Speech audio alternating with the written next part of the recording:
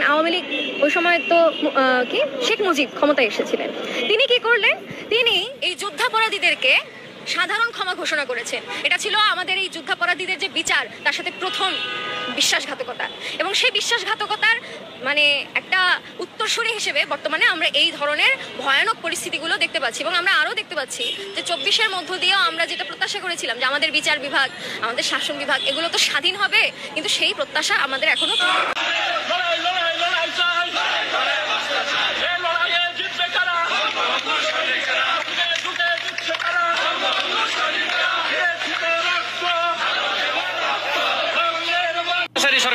সরকার সরকার তারাই দিয়ে এখন দেশে এমন অবস্থা, গরিব মানুষ না খায় মরতে আছে।